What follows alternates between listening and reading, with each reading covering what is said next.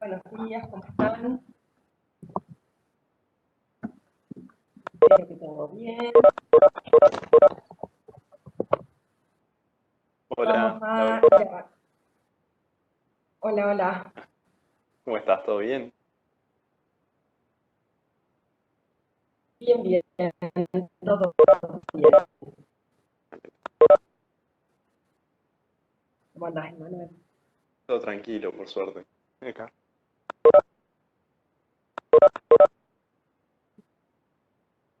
Vamos a ir iniciando la clase de hoy, cuyo tema va a ser gobierno. Para que veas.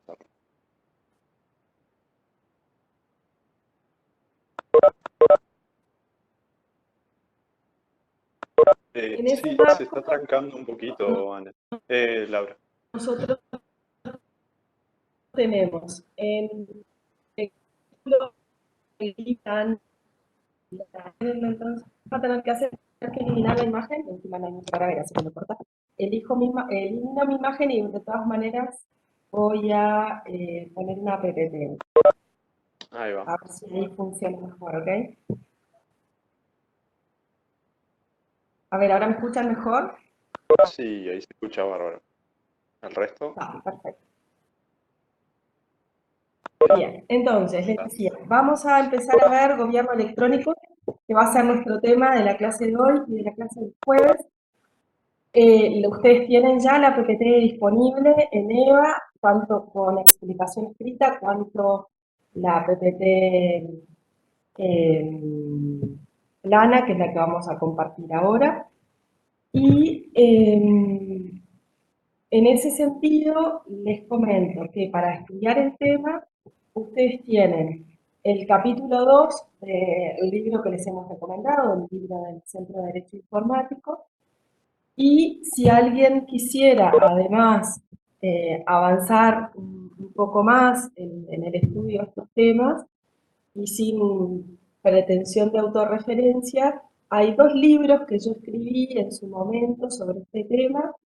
Uno que se llama Gobierno electrónico y gobernanza electrónica, y otro que se llama Del gobierno electrónico al gobierno de la información, ambos editados por Amalio Fernández y ambos disponibles en la biblioteca de la facultad, en los cuales ustedes van a poder conocer con un poco más de profundidad esta temática que nosotros vamos a empezar a compartir en la clase de hoy. Es un tema tremendamente interesante porque es un tema que hace a la gestión de gobierno a través de la utilización de tecnologías de la información y la comunicación. Esto dicho muy a grosso modo. Entonces, ahora vamos a ir empezando para que ustedes puedan visualizar un poco cuál es la lógica de las clases de estas dos clases que vamos a compartir. Emanuel, te pido que si alguien escribe pues, alguna cuestión en el chat, lo leas, por Dale. favor, porque yo no tengo acceso a ver. Ok, Sí, muchas sin gracias. problema. Yo te aviso. Buenísimo. Entonces, ¿cuál es nuestro índice de este tema en estas dos clases? Primero que nada, vamos a intentar conceptualizar, es decir, a saber conceptualmente de qué estamos hablando. Segundo, principio tienen las cosas, tenemos que saber de dónde sale esto del gobierno electrónico. ¿Por qué el gobierno electrónico? Solo porque aparecieron las tecnologías de la información. ¿Se les ocurrió a algunos pensadores del mundo que tuviéramos gobierno electrónico? Parece que es un poco más profundo.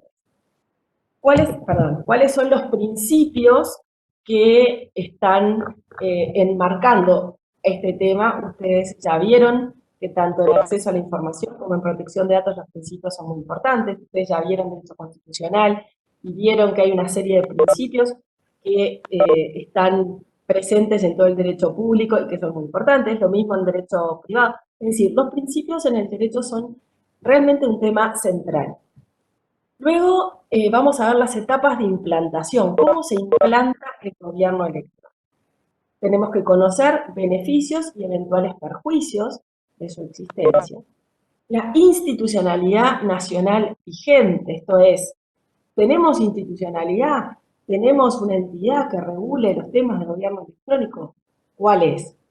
Y luego una brevísima reseña normativa para que empecemos a ver toda la normatividad que existe en materia de gobierno electrónico, que desde ya les digo, estamos hablando del entorno de los 1.500, 1.800 artículos vinculados con esta temática en términos específicos, en términos globales, con referencias cruzadas, vinculadas con el tema, hay muchos más, pero artículos referidos específicamente a temas de gobierno electrónico hay en el entorno de los 1.500 en la normativa nacional. Conceptualización. ¿De qué estamos hablando cuando hablamos de gobierno electrónico? Con lo poco que les he dicho hasta ahora, ¿qué les parece a ustedes? ¿A qué les suena cuando decimos gobierno electrónico?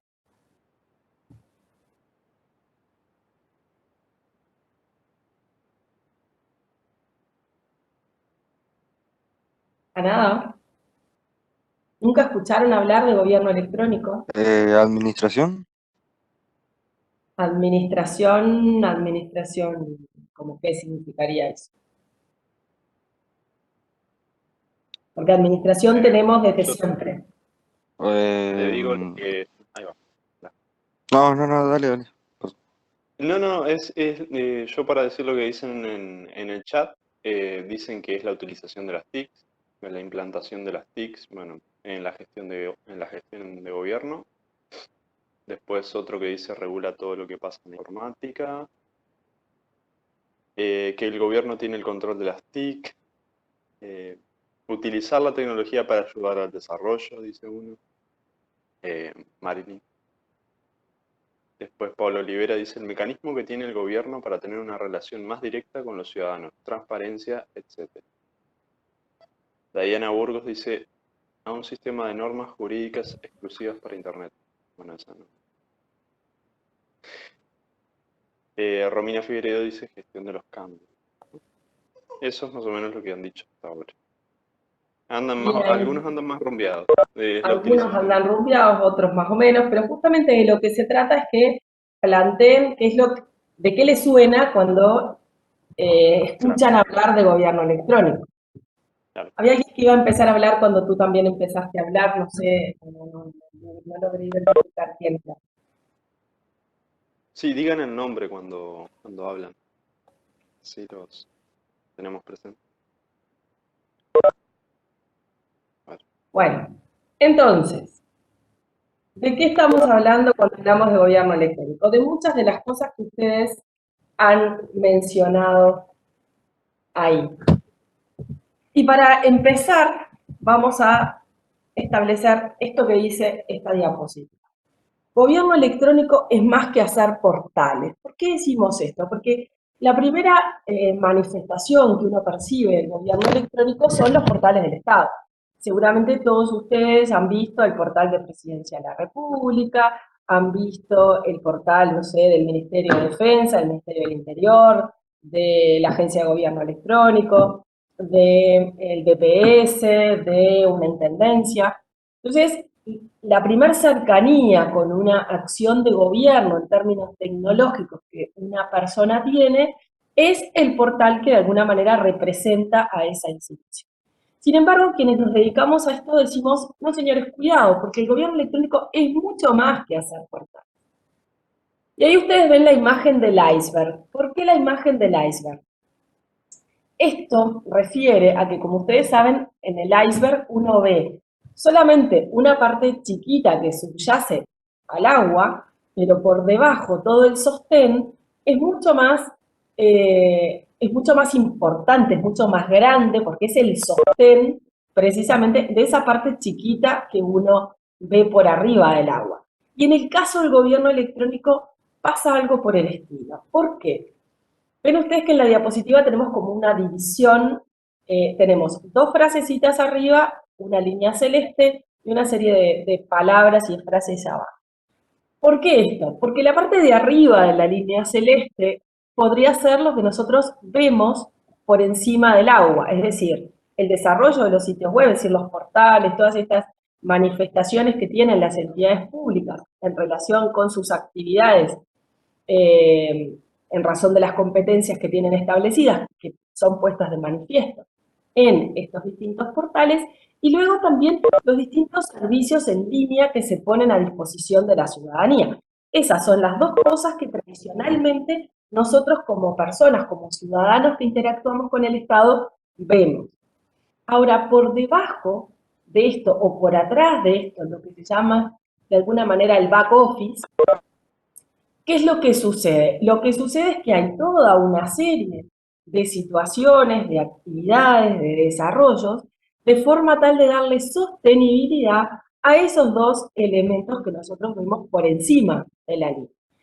Y en ese sentido tenemos, por ejemplo, la interoperabilidad, esto es dar la posibilidad de que los sistemas dialoguen entre sí. El sistema de la UTE converse con el sistema de Antel, con el sistema del Interior, con el sistema de la Presidencia de la República. ¿Qué significa que dialoguen? Significa que sea posible que un documento que está en el sistema de una de estas entidades pueda llegar a el sistema de la otra entidad sin necesidad de preguntarle nada al ciudadano y que los mecanismos tecnológicos habiliten a que no haya inconvenientes en ese traslado de información.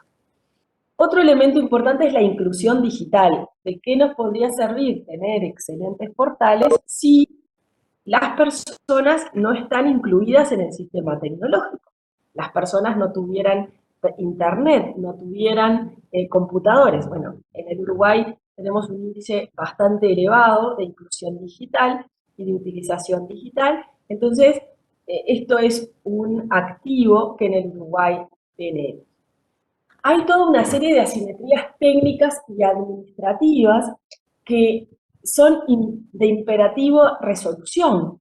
Es decir, en el marco de las actividades de incorporación de tecnología al Estado, un punto central es conocer los procesos que se desarrollan en las distintas entidades públicas y, en ese sentido, solucionar todas las dificultades y todas las diferencias por procesos mal concebidos, por mecanismos que ya no corresponden, por burocracias que no tienen ningún sentido mantener, por un lado. Por otro lado, sistemas tecnológicos antiguos o parques electrónicos antiguos, computadores antiguos, programas que ya no están en funcionamiento. Es decir, toda una necesidad de adecuación a la lógica tecnológica que se necesita para poder precisamente habilitar estas interacciones. Laura, dicen Sí. acá, Luna dice que la interoperabilidad reduce la burocracia. No sé, digo, Bueno, la interoperabilidad tiende a la reducción de la burocracia, es verdad, en tanto y en cuanto nosotros no traslademos las ineficiencias del formato presencial al formato tecnológico. Si nosotros en el formato presencial tenemos personas que ponen sellitos en los expedientes sin que tenga ningún sentido, y a ese sellito lo trasladamos a un pase tecnológico, pase a Juan, pase a Pedro, pase a Diego, sin que tenga ningún sentido establecer esos pases, no vamos a eliminar burocracia. La gracia es precisamente en esa reformulación de procesos que es necesario realizar, que se analicen y se descubran todas aquellas ineficiencias o todos aquellos pasos de más que se están desarrollando. Luego, acá Raquel también pregunta si de la imagen podemos decir que va de lo más particular a lo más general. No sé a qué te no. referís, si puedes explicar un poco mejor. Si puedes explicar de qué se trata, si es lo que yo entiendo, no. Explícanos cuál es tu pregunta concreta, por favor. Porque quizás una duda pero no. Seguí nomás, disculpalo. Bueno, luego tenemos también algunos elementos importantes que tienen que ver con la seguridad de la red, es decir, tenemos que establecerle mecanismos de seguridad de forma tal que las personas se sientan seguras a la hora de poner su información, poner sus datos en la red, y que a su vez, cuando las distintas entidades públicas interactúan entre sí, esta seguridad permita que la disponibilidad, la confidencialidad y la integridad de la información, que son los elementos centrales de la seguridad de la información, se mantengan presentes. También en esa línea tenemos que considerar lo que es la autenticación de personas y documentos, es decir, que existan mecanismos como para poder saber que efectivamente las personas que están interactuando con el Estado son quienes dicen ser. Ahí tenemos legislación específica que nos determina cómo hacer para autenticar a las personas y cómo hacer para autenticar a los documentos. Y por último, tenemos también uno de los elementos que, si bien está puesto al final, es casi uno de los más importantes, que es la gestión del cambio. Es decir, de nada nos sirve incorporar tecnología a la gestión del Estado si vamos a replicar absolutamente todo lo que solíamos hacer en la versión tradicional, en la versión papel del desarrollo de la actividad administrativa. ¿Por qué? Porque es imperativo que a la incorporación de la tecnología venga asociada a la incorporación de nuevos criterios, de nuevos procesos, de mecanismos más ágiles, más eficientes, más eficaces en la gestión de gobierno. Siempre partamos de la base de una frase, para mí es muy interesante porque dice mucho, del profesor Carlos Del Piazzo. El profesor Del Piazzo dice, administrar es servir, la administración es servicio. Por ende, si la administración no sirve, no sirve. Es decir, no da un servicio, no sirve para nada. Entonces, nosotros tenemos que incorporar tecnología a la administración para que ese servicio sea superlativo, sea absolutamente beneficioso para las personas que interactúan con la administración, porque es un mecanismo muy importante de generación de confianza.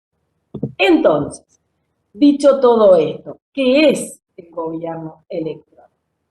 La División de Economía y Administración Pública de las Naciones Unidas nos ha dicho que el gobierno electrónico es un compromiso permanente del gobierno para mejorar la relación entre los ciudadanos y la administración pública mediante el intercambio eficaz y eficiente de servicio, información y conocimiento.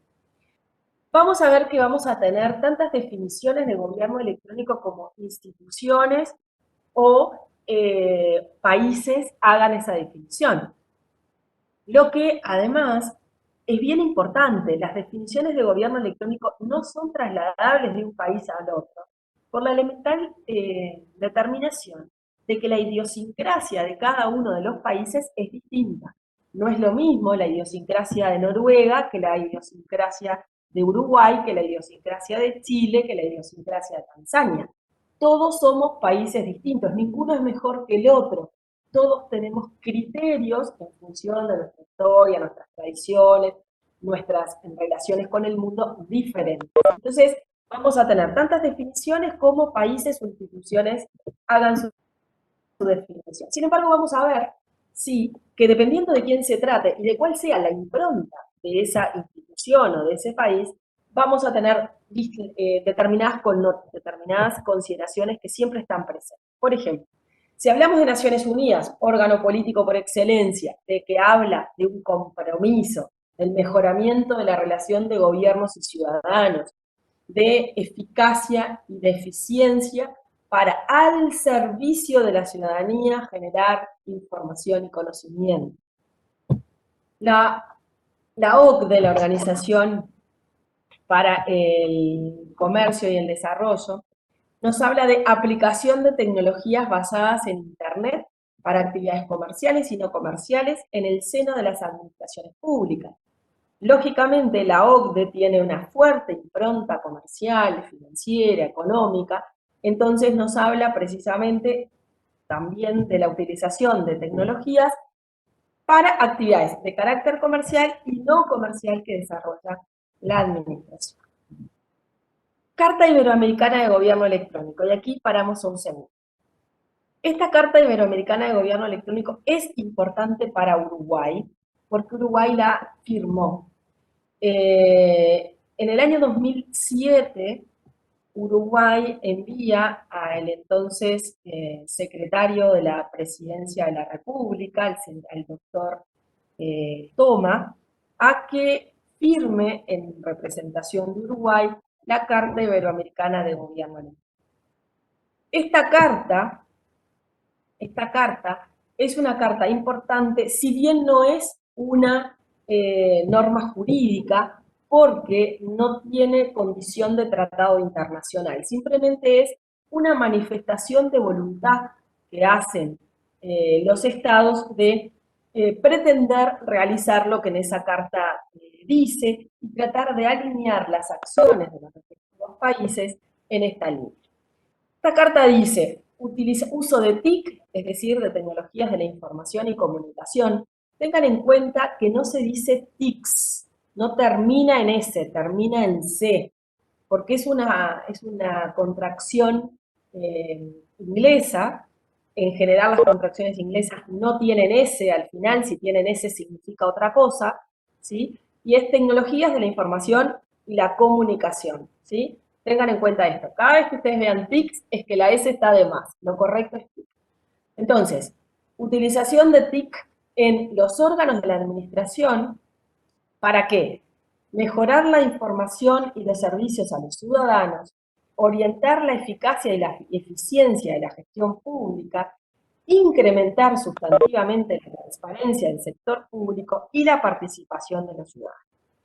Es como un poco mucho, pero de todas maneras es la definición que Iberoamérica se dio. ¿Qué elementos tenemos que destacar de aquí? Primero, la pretensión, mejoramiento de la información y de los servicios. Noten un elemento distintivo interesante. Aquí no se habla de personas, aquí se habla de ciudadanos. Perdón, vínculo entre ciudadanos y Estado, entre el Estado y sus ciudadanos, ¿sí? Sabemos todos que ciudadanos y personas no son sinónimos, porque para ser ciudadano hay que tener una serie de condiciones que establece la Constitución de la República. Luego, orientar la eficacia y la eficiencia, esto es ahorro de tiempo, ahorro de dinero. ¿En dónde? En la gestión pública. Gestión pública significa gestión de recursos públicos, significa gestión de tiempos públicos, significa gestión de la acción política pública de los servidores públicos. Incrementar sustantivamente la transparencia del sector público. Desde mi punto de vista, esto, y si ustedes lo comparan con lo que vimos en la clase pasada, es una pretensión demasiado elevada, trasladarle a la tecnología el elemento de otorgar transparencia a un sector de actividad.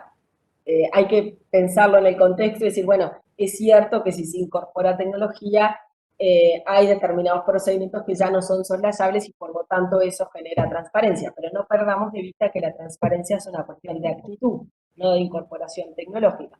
Y luego participación de los ciudadanos. Bueno, de alguna manera esto es factible que efectivamente suceda. Laura, te molesto Sí. para decirte un comentario que hicieron. Dice que Uruguay le agregó gobierno en la red.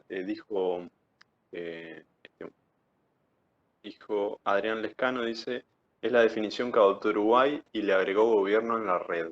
No sé muy bien. A ver, no es la definición que adoptó Uruguay, sino que es una definición a la que Uruguay adhirió. Es una cuestión un poquito distinta. Uruguay adhiere a esto, como les decía, en la Carta Iberoamericana de Gobierno Electrónico, y podríamos decir que es el norte que Uruguay se fija en el 2007 para luego adoptar su propia definición, que, como dice el compañero, la definición de Uruguay, mucho más que gobierno electrónico, es gobierno en red. Ahora lo vamos a ver. Antes de eso, me gustaba la idea de, en función de las definiciones que acabamos de ver, plantearles estos globitos que están acá, que son los componentes que, independientemente de qué diga la definición de un país o de una institución, en general, todas las definiciones contienen. ¿Por qué? Porque son los elementos centrales de la conceptualización del gobierno electrónico. ¿Cuáles son? la eficacia, la eficiencia, la inteligencia, las posibilidades de transacción, las posibilidades de interacción, por supuesto que la innovación, generar nuevos mecanismos de interacción, nuevos mecanismos de gestión, y todo esto bajo el tamiz de la democracia. De nada nos sirve tener excelentes mecanismos tecnológicos instaurados si los derechos y libertades de las personas son conculcados. Por eso es que todos estos otros componentes son muy sustantivos y siempre van unidos a una lógica democrática. En definitiva, ¿de qué hablamos cuando hablamos de gobierno electrónico? De una cantidad de cosas hablamos. Hablamos de la prestación telemática de servicios por los poderes públicos para hacer todo esto que dice ahí. Proveer más y mejores prestaciones a los ciudadanos. Tengan en cuenta que siempre cuando estamos hablando de gobierno electrónico hablamos de ciudadanos. Esto es, otorgarle a los ciudadanos mayores posibilidades de interacción, que el trámite se pueda hacer en línea, que pueda pagar 24/7, que toda la información de las gestiones que yo tengo que hacer con el Estado estén disponibles en la web. Proveer puntos de acceso unificados y sencillos para satisfacer múltiples necesidades informativas y de servicio. Piensen lo siguiente, en el caso del Uruguay, un país que no tiene ni ríos caudalosos, ni grandes montañas, ni selva copiosa, no tenemos mayor, y la distancia más lejana es entre Rocha y Bella Unión, que son 700 kilómetros, no tenemos mayores dificultades como para tener una conectividad generalizada, de hecho Uruguay en términos generales la tiene, y no tenemos mayores dificultades de instalación de servicios, salvo por voluntad política y cuestiones económicas. Distinto es la situación de otros países. Imagínense, Chile tiene 4.500 kilómetros de largo y tiene cordillera e incluso territorios ultramarinos. Entonces, tienen picos de 5.000 metros de altura, y en el intermedio tienen también picos altos en los cuales hay poblaciones en los que se necesita que la actividad del Estado llegue y en los que se necesita que pueda haber conectividad. Y esto realmente no es una cuestión sencilla. Entonces, lo que han desarrollado algunos países, como el caso de Chile, es puntos de acceso unificados, es decir, lugares donde las personas pueden llegar a hacer su tramitación a través de prestaciones telemáticas. Cuando no se puede tener computadora, no se puede tener una conectividad 100%, se establecen lugares en los cuales el Estado provee esos servicios unificados de forma de facilitar las necesidades informativas y de servicio. Les cuento como experiencia personal, hace unos años, yo voy mucho a Chile, fui hasta Punta Arenas. Y de ahí pasé a un lugar que se llama Magallanes, la zona de Magallanes, pasé a un pueblito, que era un pueblito muy chiquitito, vivían 150 personas, que era un pueblito que estaba realmente, literalmente, en el medio de la nada, solamente había nieve por todos lados, y había era un lugar donde hacían conexiones para el gas natural. Y lo cierto es que había una instalación del Estado en el cual había una pequeñísima escuelita, una pequeñísima biblioteca, y ese era el lugar, el único lugar donde había conexión a Internet para que pudieran estar conectados los ciudadanos que vivían ahí, y de esa manera justamente tener todas las prestaciones que cualquier ciudadano en el centro de Santiago podía tener. Esto es muy interesante. Nosotros en el Uruguay no lo visualizamos claramente porque no tenemos esas situaciones, pero en países donde sí se tienen, realmente vale mucho tener prestaciones de estas características. Adicionar productividad, calidad y valor a los servicios. Esto también es importante. Proveer atención a la... ¿Se me trancó la PPT a mí nada más? ¿O me parece yo No, no la la veo? pasé. No la pasé. Ah, hasta. Proveer atención a la medida de los requerimientos de cada usuario, esto es, cada uno de los usuarios pueda tener, en la medida de las posibilidades, aquellos requerimientos específicos que va a tener para el desarrollo de su interacción con el Estado. Resolver trámites, consultas, reclamos y sugerencias en línea, es decir, poder interactuar con la administración de forma tal de que desde el sillón de su casa pueda interactuar con el Estado y resolver consultas que pueda tener, reclamos que pueda tener, pagar sus facturas, etc. Aquí vienen las que para mi gusto son un poquito más complejas. Aumentar la participación ciudadana. Bueno, en algún punto sí, en la medida en que se ponen a disposición en general algunos mecanismos para que las personas den su opinión sobre distintas políticas públicas, sobre distintas gestiones que se desarrollan a nivel de la actividad gubernamental. Nosotros no tenemos mayores avances todavía en este sentido. Aumentar la calidad y reducir el costo de las transacciones dentro del Estado. Sin duda que sí, si hacemos un muy buen desarrollo de la consideración de los procesos antes de la incorporación de la tecnología. Como les decía hace un rato, de nada me sirve aplicar tecnología donde tengo ineficiencias en el sistema tradicional y replicar el sistema tradicional con la incorporación tecnológica. La gracia es precisamente hacer una reformulación de los procesos de forma de que la tecnología me genere mayores beneficios y me genere también la posibilidad de reducir los costos que se tienen precisamente en la interacción con el Estado y dentro del propio Estado.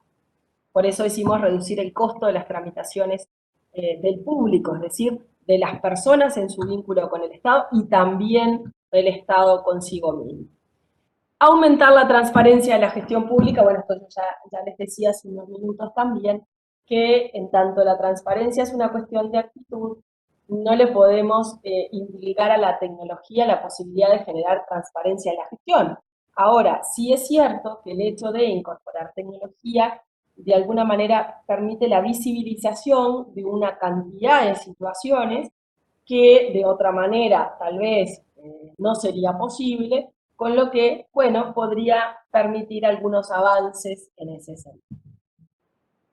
Siempre utilizo este cómic porque me parece bien interesante para poner de manifiesto precisamente esto último. Tenemos a los picapiedra y a los supersónicos, y cuando hablan de inventar, unos hablan de, bueno, ustedes ven,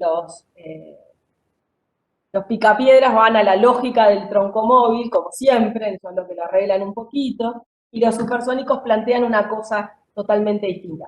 Porque digitalizar una administración obsoleta no produce una administración moderna. No se trata, dice ahí, de inventar, sino de reinventar. ¿Por qué decimos inventar? Porque todo lo que todo lo que le agregamos la E viene por formación de e-government en inglés. Entonces no se trata de que a todo le pongamos una E como si ponerle la E de la tecnología que estamos incorporando haga que se genere la magia y por ende todo funcione inmediatamente mejor. No, se trata de reformular, se trata de reinventar los procesos para que sean más eficientes, más eficaces, generen, reduzcan los costos, etc. ¿Y cómo surge todo esto? ¿De dónde sale? Bueno, esto a algunos les duele, pero lo cierto es que esto es así. El gobierno electrónico sale del consenso de Washington. En los años 90, ustedes posiblemente hayan escuchado hablar de que se generó esto que John Williamson denominó el consenso de Washington, que es el conjunto de prácticas reformistas, prácticas políticas, en términos estructurales que se entendía desde Washington que debían ser implementadas en América Latina, respecto de las que existían de alguna forma ciertos niveles de acuerdo y que se puede decir que se subsumen básicamente en tres grandes áreas. Estas reformas consideradas de primera generación establecen lo siguiente: actuación prudente en materia macroeconómica, apertura externa y liberalización interna. Ese es el primer gran grupo de reformas que se plantean necesarias. A este grupo se le suman luego las de segunda generación, que están vinculadas con el aumento del contralor, la participación ciudadana, la rendición de cuentas y la descentralización. Esto es bien importante que lo tengamos en cuenta, porque este es el contexto de surgimiento del gobierno electrónico. Finalmente, y como una tercera generación de reformas, surge en la segunda mitad de los años 90, y en el marco de estas reformas estructurales para el crecimiento económico y la equidad social, el gobierno electrónico. La primera vez que se acuña el término gobierno electrónico fue en diciembre del año 1999, a través de un memorándum que el entonces vicepresidente Albert Gore de Estados Unidos entrega al presidente Clinton, y cuya denominación es E-Government Directive, es decir, Directiva de Gobierno Electrónico. En ese memorándum, Gore indica que los diferentes organismos gubernamentales van a estar obligados a instrumentar la aplicación de tecnologías de la información a los efectos de mejorar la atención de los ciudadanos. Así es que este tema se instala en el debate desde la última década del siglo pasado y se lo asocia directamente con la utilización táctica y estratégica de tecnologías de la información en las diferentes relaciones que se establecen a nivel social, a nivel gobierno-gobierno, a nivel gobierno-ciudadano, a nivel sociedad civil, gobierno, y también sociedad civil con la sociedad civil. La tercera generación que están preguntando ahí, por lo que vi, tiene que ver con la reforma del Estado, que es lo que está abajo. No puse tercera generación, pero lo que dice abajo, reforma del Estado. ¿Y cómo reformamos el Estado? Bueno, entre otras cosas, incorporando tecnología a la gestión de gobierno. En esa línea, el profesor Ramió tiene una definición que es bien ilustrativa de todo esto, porque él dice: es un motor de cambio para los gobiernos y las administraciones públicas, entendiendo como tal no solamente la modificación de los elementos técnicos, tecnología, estructura, procesos, sino también, lo que es mucho más importante, el cambio de los valores y comportamientos que configuran la cultura organizativa existente. Vi que alguien decía repetir, pero no logré leer qué era lo que había que repetir. ¿Qué es lo que necesitan que repita, por favor? Ahí va, sí. La primera vez que se utilizó el término de e-government, calculo, ¿no? ¿Cómo no? 1999, por el vicepresidente Albert Gore, más conocido como Al Gore, en un memorándum que le envía... ¿Perdón? El ambientalista era, ¿no? Al Gore. Bueno, también se dedica a temas ambientales, pero era el vicepresidente. Sí, no, él escribió un se libro. dedica a unas cuantas cosas más que el medio ambiente. Bueno, No, pero era su de campaña, por eso lo dije. El vicepresidente Gore le manda al presidente Clinton decíamos, un memorándum que se denominó E-Government Directive, que es en el año 1999, que es precisamente donde se indica por primera vez, se habla precisamente en estos términos, y se indica por primera vez que a partir de ese minuto todas las entidades públicas van a estar obligadas a instrumentar mecanismos que impliquen aplicación de TIC en su vínculo con la ciudadanía. Bueno, entonces, ¿qué son estas fechas?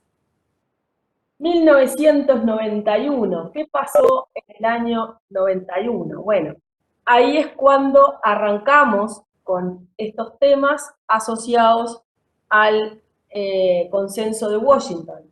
En ese año es cuando efectivamente se denomina como tal a este conjunto de políticas que veníamos diciendo que desde los círculos de influencia de Estados Unidos, de Washington más precisamente, están sugiriendo que se instrumenten en América Latina. Pensemos que América Latina acababa de salir, o en algunos casos estaba saliendo todavía, de años trágicos de dictaduras militares, en los cuales la situación económica era realmente grave, la deuda externa era enorme, el desempleo era muy importante.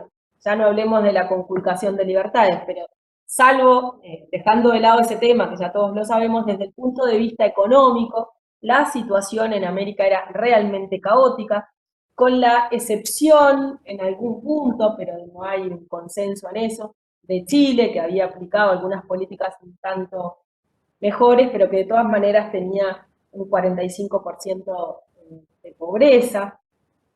Entonces, de alguna manera se dice, bueno, hay que hacer modificaciones económicas, estructurales importantes, y ahí, 91, arrancan las peticiones desde estos grupos de influencia de que se hagan las modificaciones económicas.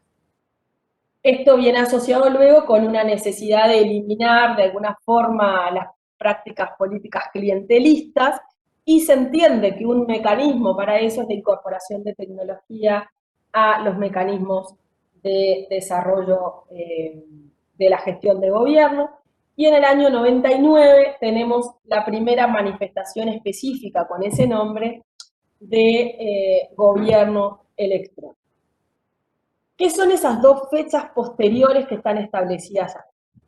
Ven que el título dice evolución. El mundo, ya, y sobre todo el mundo académico, ya en el 2002 dejó de hablar de gobierno electrónico y empezó a hablar de gobierno digital. Por esa época ya las tecnologías digitales se estaban abriendo un fuerte paso en todas las estructuras vinculadas con los mecanismos tecnológicos. Entonces se empezó a hablar de gobierno digital, teníamos gobierno móvil, teníamos en distintas partes del mundo toda una serie de incorporaciones digitales, siempre hablando de tecnología, por supuesto, pero lo cierto es que había habido una mutación en la tecnología en utilización. Y luego ya a partir de 2012 se deja de hablar también, sobre todo en los círculos académicos, tengamos en cuenta que los círculos políticos demoran más que los académicos en adaptarse a las cuestiones, se empieza a hablar ya de gobierno de la información. ¿Por qué? Y aquí tenemos un tema que para mi gusto es bien interesante. Cuando nosotros hablamos de gobierno electrónico, yo les decía, tengan en cuenta que estamos hablando de ciudadanos.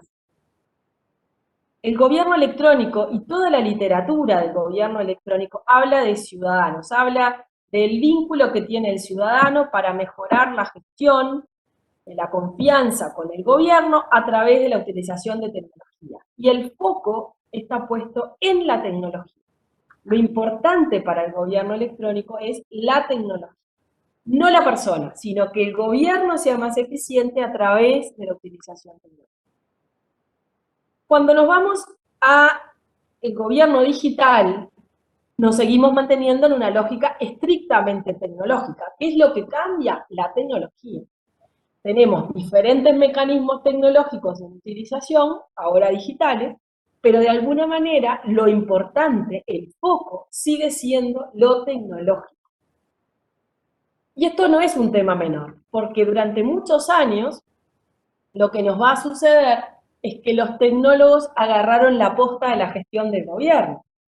Yo no tengo nada contra los tecnólogos, pero lo cierto es que la gestión pública necesita de tecnólogos que se ocupen de la tecnología, pero que no opinen sobre la gestión de los procesos públicos que implican gestión de derechos.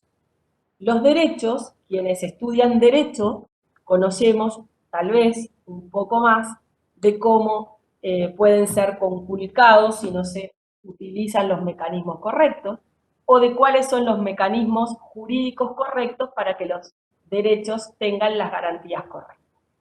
Entonces, podemos decir que hay una suerte de vuelta de timón en el año 2012, cuando algunos académicos de la Universidad de Harvard, por ejemplo, algunos académicos de algunas universidades nórdicas, empiezan a decir, no señores, acá la tecnología tiene que ser herramienta, el gobierno no puede ser un gobierno tecnológico, el gobierno tiene que volver a ser una lógica de derechos. Entonces, a partir del 2012 se empieza a hablar de gobierno de la información. ¿Por qué? Porque los tres elementos fundamentales de la gestión del gobierno vinculados con la información y por ende con los derechos de las personas son los datos de las personas, es decir, los datos personales, la gestión de la información pública y la seguridad de la información. ¿De qué información? Y de esa información pública y de esa información personal. Por eso es que decimos, la tecnología es muy importante porque facilita los mecanismos de gestión, pero el elemento que tiene que estar en el centro es la persona y sus derechos, que en la gestión de gobierno se manifiestan a través de la buena gestión de la información pública, de la buena gestión de los datos personales y como un metaderecho fundamental asociado a esos otros dos derechos aparece la seguridad de la información. Bueno, ahí teníamos la definición que yo les planteaba de Carles Ramió, que es bien interesante por todo lo que tiene de connotaciones asociadas. Bien, antes de entrar en los principios, ¿alguna pregunta?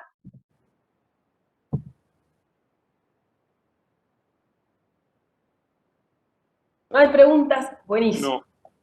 No. Entonces, seguimos. ¿Cuáles son los principios del gobierno electrónico? Como les decía, en muchas materias, y sobre todo en las materias que tienen que ver con derecho, los principios son un elemento sustantivo. En el caso del gobierno electrónico, que yo les decía, tiene mucho foco en lo tecnológico, de todas maneras, algunos ribetes jurídicos tiene, y de hecho por eso lo estamos viendo en esta clase, y entre esos ribetes jurídicos tenemos los distintos principios que hay que considerar.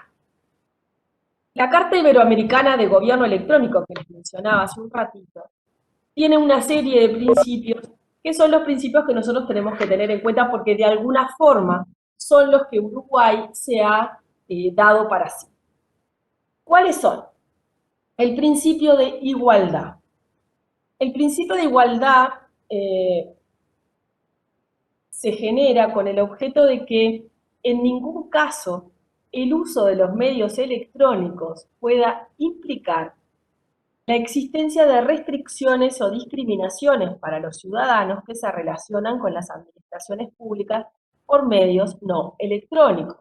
Significa esto, significa tan simple como que tiene que haber igualdad de tratamiento para quienes se vinculan con la administración a través de medios tecnológicos como quien se vincula con la administración a través de los formatos tradicionales.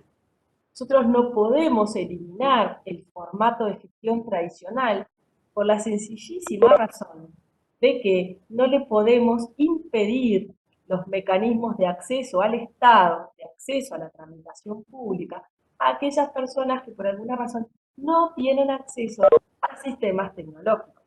Es muy importante que esto siempre se tenga en cuenta. Difícilmente se va a poder eliminar la tramitación tradicional.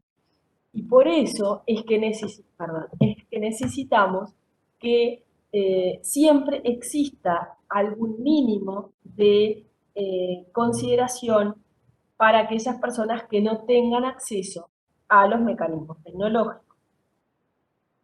Principio de legalidad.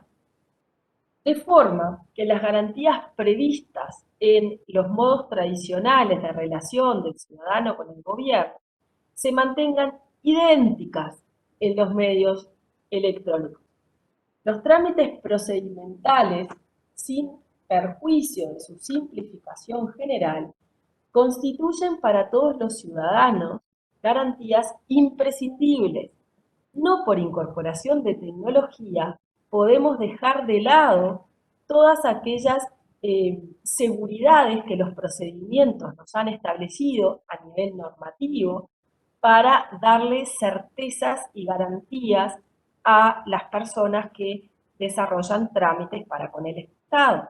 Entonces, las mismas garantías que hemos tenido tradicionalmente en el formato tradicional, valga la redundancia, las tenemos que mantener para los formatos tecnológicos.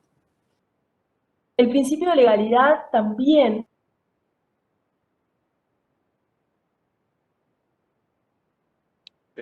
Se silenció, me parece. A ver. ¿Se cortó?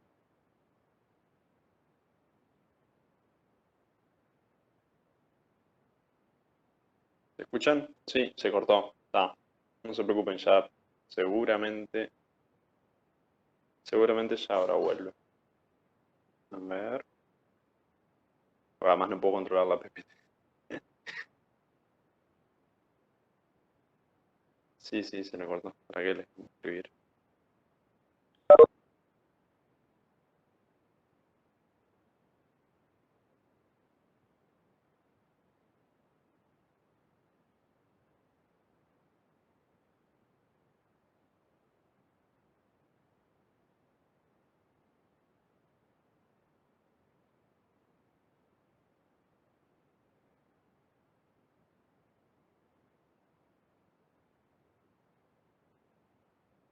Ujú.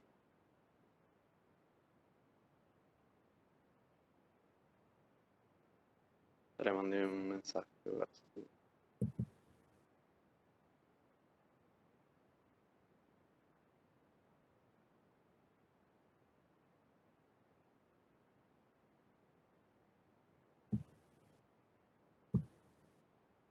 ¿me escuchan ahora?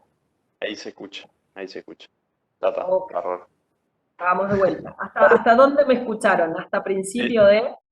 transparencia? ¿Hasta No, legalidad? Ah, conservación ya no. A la pucha. Bueno, vamos de vuelta. creo que sí. Es lo último, ¿no? Yo escuché eso. Vamos de vuelta con conservación entonces. Bien, entonces, principio de conservación. Este principio garantiza que las comunicaciones y los documentos electrónicos se deben conservar en las mismas condiciones que por los medios tradicionales. Es necesario que todos aquellos plazos precaucionales de conservación de documentos que se hayan establecido se mantengan, sea tanto para el formato tradicional papel, cuanto para el formato electrónico. Principio de transparencia y accesibilidad. Este principio garantiza que la información de la administración y el conocimiento de los servicios por medios electrónicos se haga en un lenguaje comprensible según el perfil del destinatario. Es decir, es necesario que exista planteamientos técnicos para aquellas personas que tienen conocimientos técnicos como para entender lo que está planteado en la lógica estatal, pero también tiene que haber una traducción a un lenguaje más simple, más sencillo, más asequible, para aquellas personas que no tienen la formación como para entender algunas de las cuestiones que se plantean en ese sentido. Principio de proporcionalidad, de manera que los requerimientos de seguridad sean adecuados a la naturaleza de la relación que se establezca con la administración. Es decir, es imperativo que se establezcan mecanismos de seguridad, eso sin lugar a dudas. Ahora, los mecanismos de seguridad para el tratamiento de la información tienen que ser adecuados al tipo de información que se va a manejar. Si nosotros estamos manejando, por ejemplo, información secreta o información reservada, tendrán que tener un mecanismo de seguridad muy potente, muy fuerte. Si estamos manejando algún tipo de información pública general, como puede ser, no sé, cuando se abre una determinada actividad o un horario de atención al público, lo que sea, no necesita mayores requerimientos de seguridad. Principio de responsabilidad. de manera que la administración y el gobierno respondan por sus actos realizados por medios tradicionales, de la misma manera que respondan por los actos realizados en formato electrónico. De acuerdo con este principio, las informaciones oficiales que se faciliten por medios electrónicos no pueden beneficiarse de una cláusula general de irresponsabilidad, ni incorporar cláusulas especiales de esta naturaleza. En caso contrario, lo que va a pasar es que se va a dejar constancia con caracteres muy visibles y reiterados de que se trata de una página o portal electrónico no oficial y que no forma parte del sistema de gobierno electrónico del país. Es imperativo, por supuesto, que la responsabilidad que se establece para los mecanismos tradicionales de gestión sea la misma que para los mecanismos de incorporación tecnológica. Principio de adecuación tecnológica. La administración elegirá las tecnologías que entienda más adecuadas para satisfacer sus necesidades. En este sentido, hay quienes recomiendan la utilización de estándares abiertos y de software libre, en razón de que esto podría generar alguna seguridad, alguna sostenibilidad a largo plazo, y también la posibilidad de prevenir que el conocimiento público no sea de alguna forma privatizado. Ahí hay distintos tipos de criterios. Lo cierto es que en ningún caso este principio podría suponer una limitación al derecho de los ciudadanos a emplear las tecnologías de su elección en el acceso a la administración. Por lo tanto, es bien importante que cuando la administración elige de qué manera o cuál es el tipo de sistema tecnológico que va a incorporar, tiene que tener en cuenta que estos sean lo suficientemente versátiles como para facilitar que sea el tipo que sea de sistema tecnológico que tiene el usuario, pueda interactuar con la administración. Bien, ¿consultas? ¿Cómo no? Principio de proporcionalidad. Este principio lo que establece es que la seguridad sea la adecuada a la naturaleza de la relación que se establezca entre a la interna de la administración en el manejo de su información. Les decía, no es lo mismo la seguridad que va a requerir el tratamiento de datos que sean de carácter confidencial, que sean de carácter reservado, que sean de carácter secreto, que aquellos datos que sean de manejo público. Si yo tengo información que puede violentar la dignidad humana, como decíamos el otro día cuando veíamos acceso y protección de datos, eso requiere de máximos mecanismos de seguridad porque estoy protegiendo una cuestión muy fuerte. Ahora, si yo lo que voy a poner a disposición es el horario de atención al público de una oficina, no tengo por qué tener un mecanismo de seguridad tan fuerte. La proporcionalidad va asociada al a la seguridad que tiene que tener relación con el tipo de información de que se trata. Máxima seguridad para situaciones de máximo nivel de tensión o máximo nivel de vulnerabilidad, seguridad un poco menor en relación con informaciones que son de otro nivel no tan sensible. Bien, ¿alguna otra consulta? No veo ninguna, así que puedo seguir. Bien. Seguimos entonces. Etapas de implementación. ¿Cómo implementamos gobierno electrónico? En los distintos países se han implementado iniciativas de todo tipo, calibre y color. Hay cuestiones muy interesantes, hay mucha bibliografía sobre esto, incluso de qué manera se han ido incorporando a la gestión de gobierno los distintos mecanismos de gobierno electrónico, pero lo cierto es que siempre uno puede, si uno analiza distintos países, siempre encuentra que hay 5 etapas que no fallan, que siempre están presentes. Depende de la madurez de cada uno de los países en términos tecnológicos, cada etapa dura más o dura menos tiempo. pero lo cierto es que las 5 etapas siempre están presentes.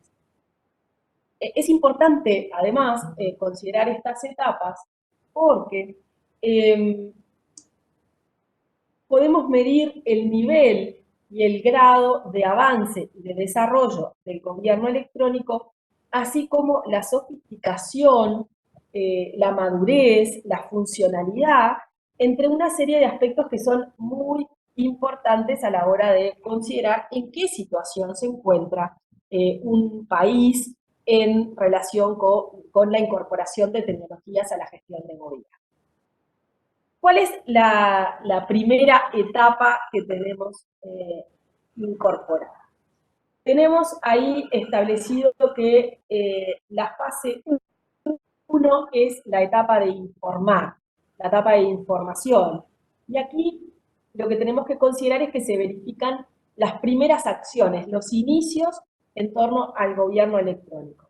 Lo que vamos a tener es la posibilidad de visualización de toda una serie de información vinculada con la gestión de gobierno en relación a la oficina de que se trate. Si ustedes ingresaran a las páginas de Presidencia de la República, lo que seguro va a haber va a ser información sobre el presidente, sobre las oficinas que dependen de la Presidencia de la República, sobre cuál es el horario de atención, sobre quiénes son los jerarcas, sobre distintas informaciones de cada una de las oficinas que se manejan en la órbita de la Presidencia de la República.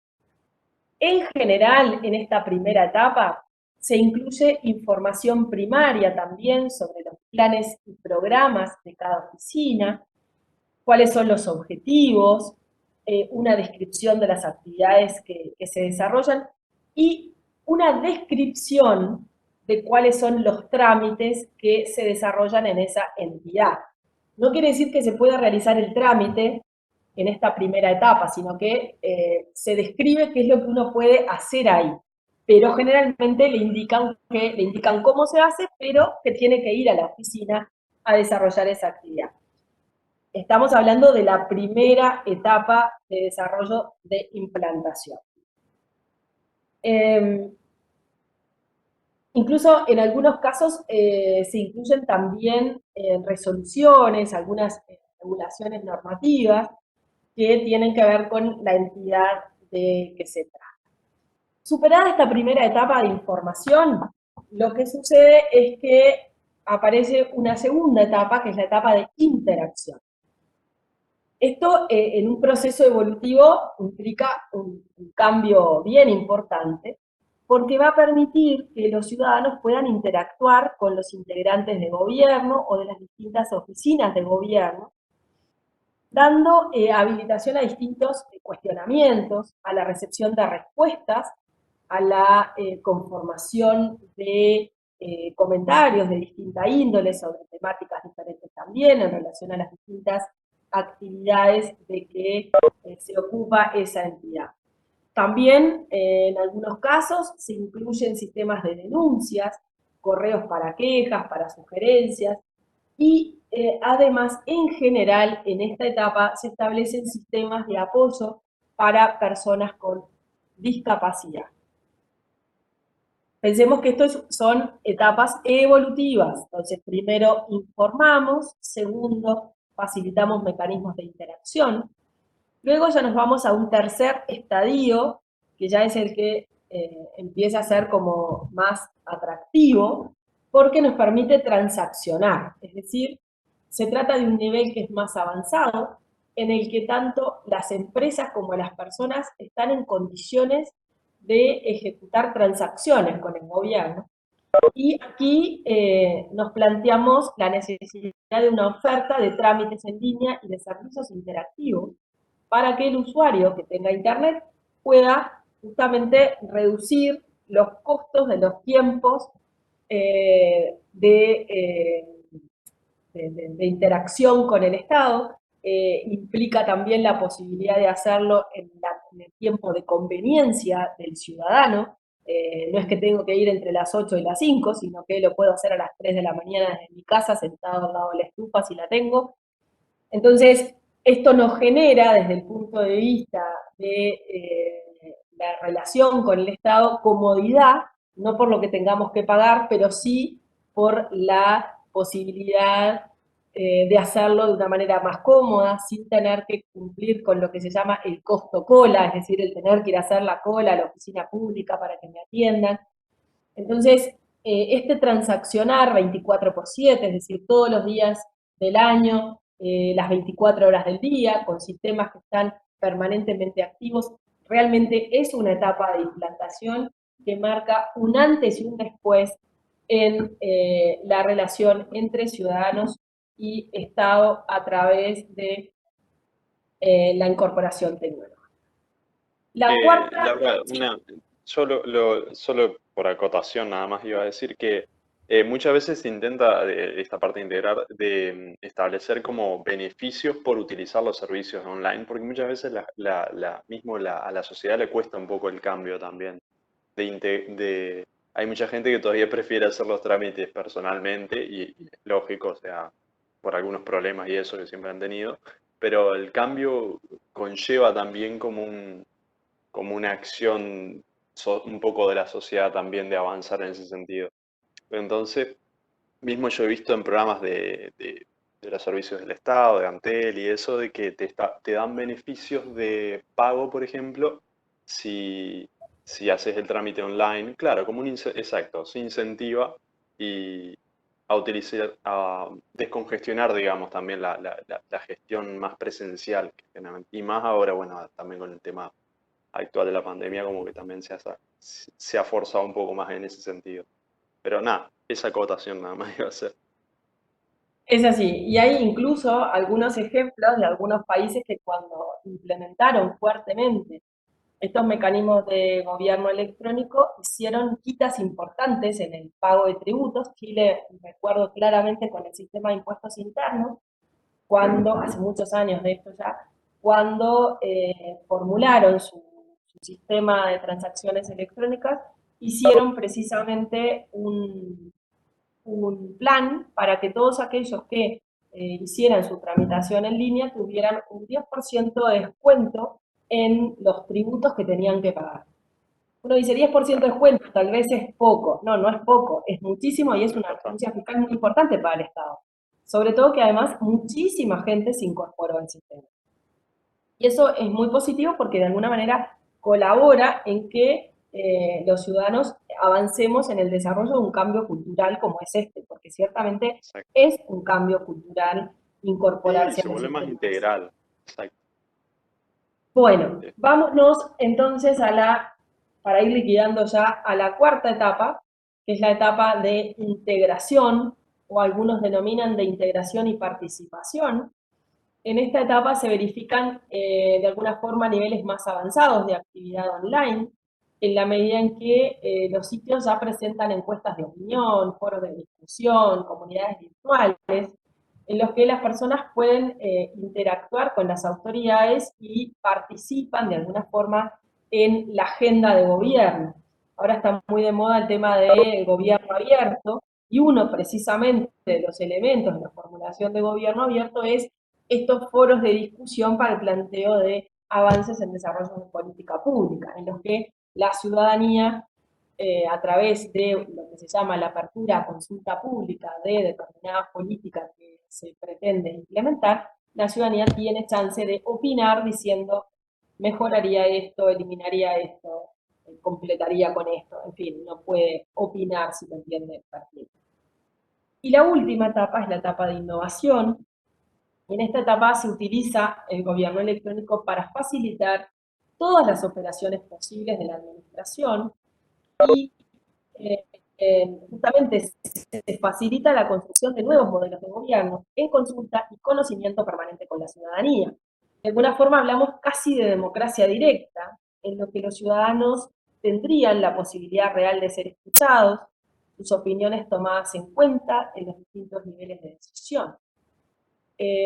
De alguna forma, su vinculación a la hora de cumplir con las prestaciones que le impone la normativa legal se ve ampliamente facilitada, lo que colabora incluso hasta el punto de vista anímico en el cumplimiento, porque si esto se construye, la política pública se construye en combinación entre ciudadanía y gobierno, de alguna manera, lo cierto es que el gobierno se siente en la obligación del cumplimiento, en tanto ha habido una construcción horizontal de la política pública.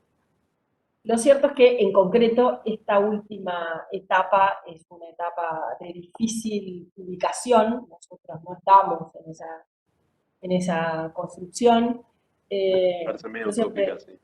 yo siempre les planteo que soy un poco escéptica de algunas cuestiones y realmente yo creo que el gobierno es para gobernar y para hacerse cargo del gobierno. Para eso se pidió para ser gobierno. Entonces, sí me parece muy bien que existan las posibilidades de la ciudadanía de opinar, pero la decisión no tiene que ser una constante. Y de hecho, los teóricos de este tema plantean esta etapa que acabamos de decir como una etapa potencialmente realizable y como potencialmente interesante para el desarrollo de la gestión pública. Sí, Lo está cierto bueno es el que tema. Sí. en políticas públicas de países que han desarrollado fuertemente el gobierno electrónico, salvo en algunas cuestiones tal vez de segunda índole, no conozco experiencias que eh, Se impliquen está trabando, Laura. la No sé. utilización de esta Sí, se está etapa cortando. nacional en el desarrollo de la gestión. Hola, Hola, hola. Ahí hola, va. A ver, ahí se hola, escucha hola. claro. Lo que ¿se escucha? Ya terminamos Creo. igual. Lo que les decía es que, eh, hola, Sí, sí, sí, se escucha. hola. Ah, Hola. Sí. lo que les decía es que No, los ahí países se que corta. Sí, está teniendo problema la conexión o algo, en no los sé. países en este tema antes, bueno, pero bueno, a ver, vamos a dejar de compartir porque de todas maneras ya... Ahí va. lo que les decía, ¿ahora me escuchan mejor? Sí, ahí se escucha bien. ¿Hola? Sí. Ah, lo que les decía, en las políticas más importantes, en los países que más han desarrollado esto, eh,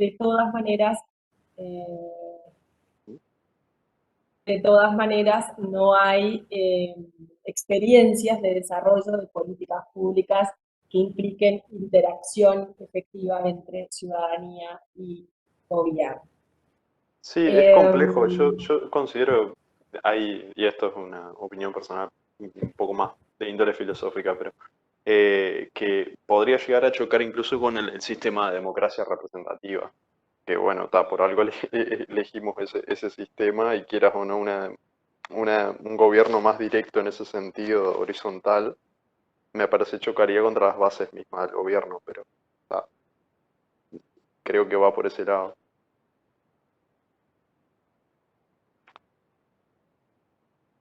Porque no Bueno, escucho nada. chicos, a Ahí, ver, estamos en horario. eh, hola, hola, ahí hola, está, ahí está. hola, Ahí te escucho, ahí te hola, escucho. hola.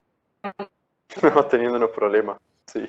Bueno, chicos, les decía, estamos en horario, seguimos la clase que viene con gobierno electrónico, así es que el que tenga chance, por favor, mire la PPT y trate de leer alguna cuestión vinculada con el tema. ¿Ok?